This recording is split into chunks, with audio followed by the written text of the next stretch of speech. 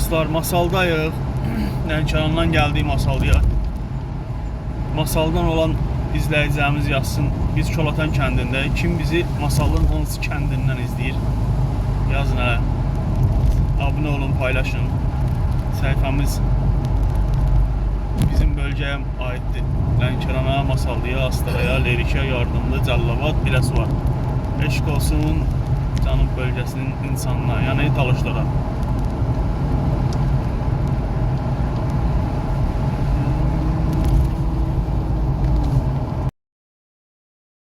Təbiətə bacanım sanki sən. Dostlar, Masaldayıq, gedirik dağlara, çay yığmağa.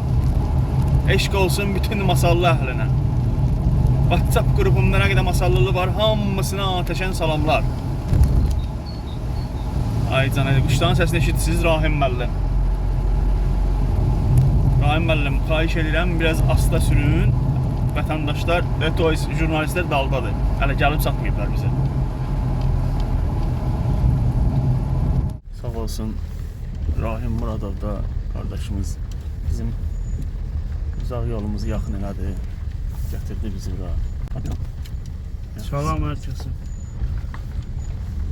Yolları asla sürmək lazım. Yol yaxşı deyil.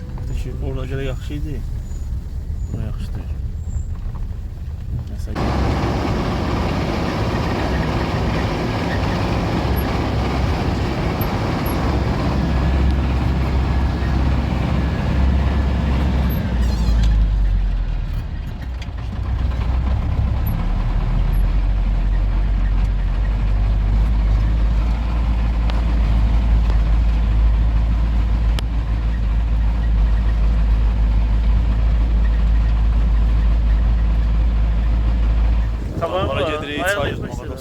Ayaqla geçsən, 5 gün yapıb satarsan. Sonra deyir, ayaqla gedirəm çay yığmağa.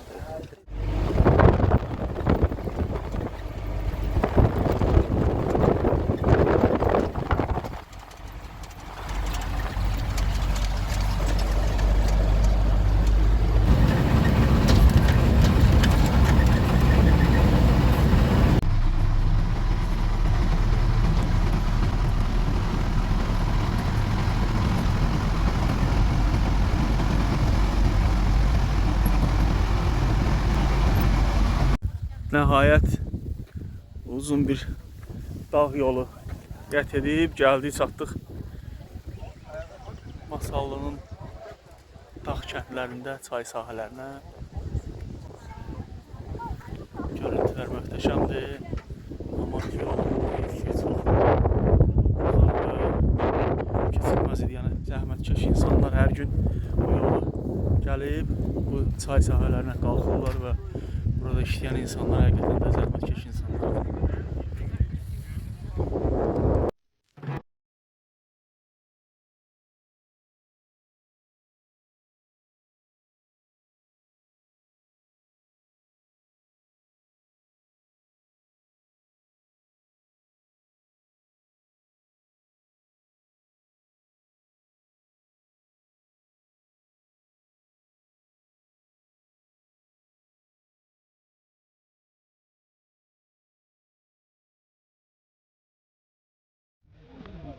Öyle.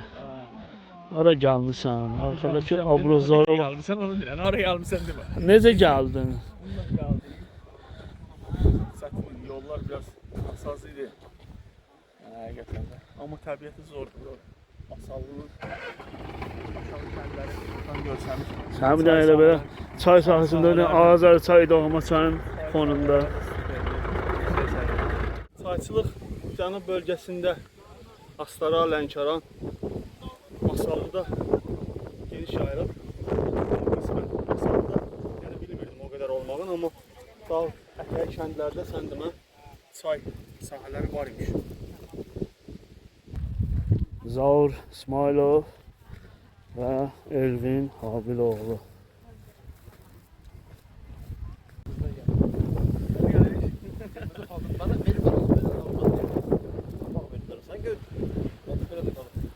Tersene.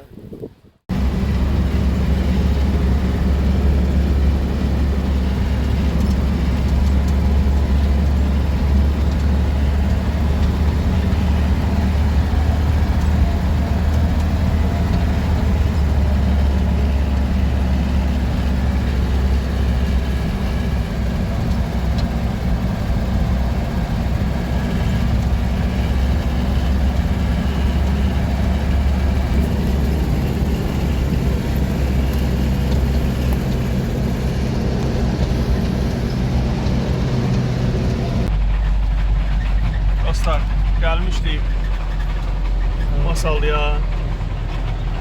Çəkilişə çay sahəsində çəkdik qutardı. Dayı sağ olsun bizi. Arkada da maşında jurnalistlər var. Sağ olsun dayı sağ-salamat bizi gətirdi yuxarıya. İndi düşürük aşağı. Çay sahələrini çəkdik. May çayının yığımı başlanılır. Aslara da Masal.